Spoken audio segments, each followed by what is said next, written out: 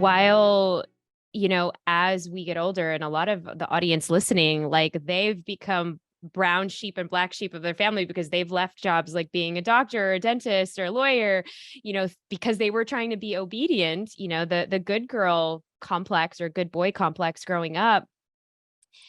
But it is one of the first ways of being able to set a boundary for yourself of like, I'm going to start living my life for myself. And this is kind of how it is supposed to look.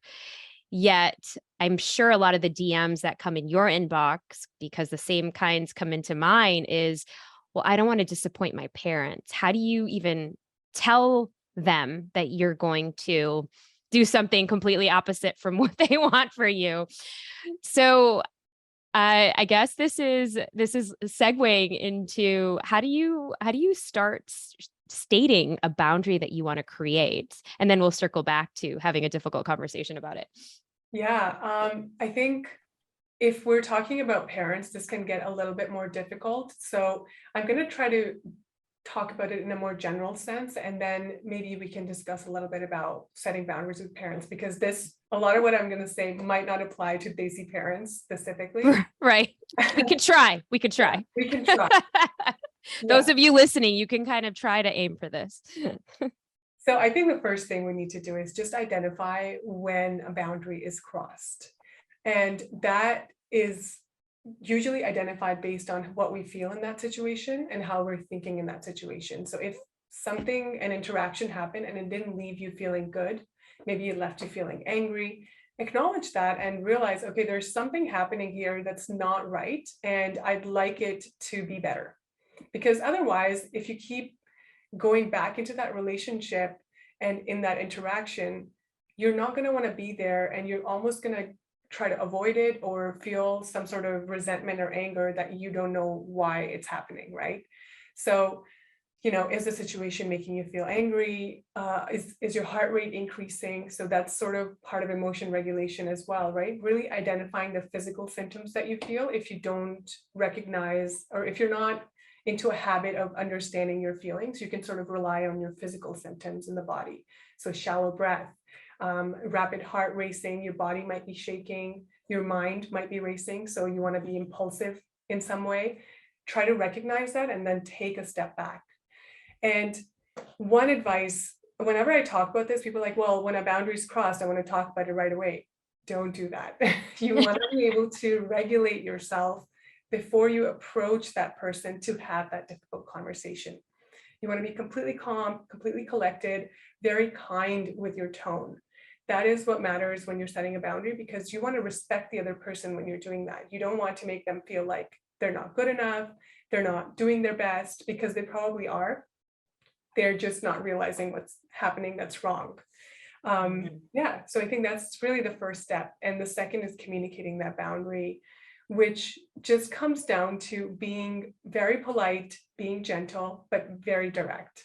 So they're kind of on the opposite ends, because if you're being direct, you assume that you're going to be like stern and not very pleasant. But you can be direct, and you can sort of preface it with love or care, right? So if you're having a difficult conversation with your partner, for example, you can say, hey, I love you. I love spending time with you. And there's something that matters to me that I want to talk about. So you preface it in a way that makes the person open to hearing what you have to say. And you can also then end it, set your boundary, whatever it is. I would like you to help me do chores more often in the house, because I'm not able to do it on my own.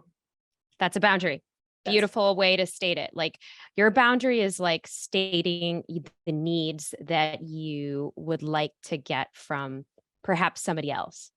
Absolutely. And I didn't over-explain. I didn't say, these are the reasons. Well, yesterday, because I was doing something, I wasn't able to do X, Y, Z. Just set that boundary as politely as possible, and then come up with a game plan. So see, just ask them, are you willing to do this with me? Collaborate on that boundary. So then the next time it's actually crossed, you both sort of collaborated on it, and you both know that, okay, no, we need to work on this. So let's take a step back and go back to respecting that boundary.